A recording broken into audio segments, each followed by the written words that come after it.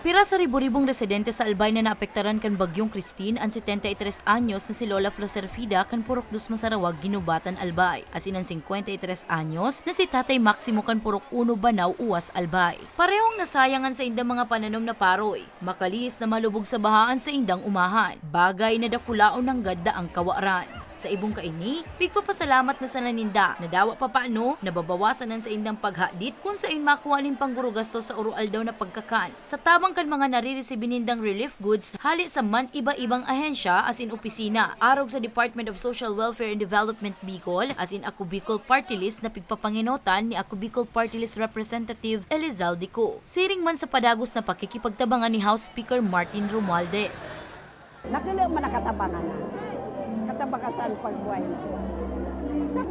Salamat na nakaayon para sa manabot na ayuda. Maraming salamat. Dako lang tabang na yan, maski purpo nun, maidagdag na sa buhay na para magkalawig. Dahil na baklon, dahil na bakalog ko. Domingo, Nobyembre 3, kan bisitahon kan mga kabuhan kan DSWD asin Team Ako Bicol ang Barangay Masarawag sa Ginubatan, asin ang Barangay Banaw, Gumabaw, Ubaliw, Talungog, asin Tubog. Sa Banwaan nin Uwas, kun sa in total na 3,191 na pamilya ang natauwanin relief goods. Presente man sa distribusyon si Ginubatan Mayor Chino Garcia, kaiba Sindapulanggi Mayor Adrian Salceda, asin si Councilor Juan Miguel Salceda. Siyempre kay Speaker Romualdez, kay Kong Saldico, malaking tulong po ito at nabigyan ng lahat ng residente ng Masarawag kasi dito lang po nangyari ang na mabigyan lahat, walang maiiwan dito. So yun din po ang hiling namin na yung ibang barangay mabibigyan din namin ng ganito.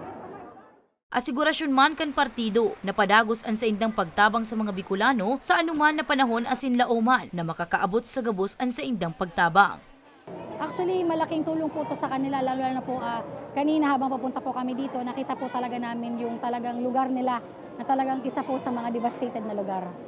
Sa presente, padagos pa ang pigigibong paglibot kan partido sa manlain-lain na lugar sa Kabikolan. Ngani makapagtaon in relief goods, makalihis ang panrarapado kan bagyong Christine.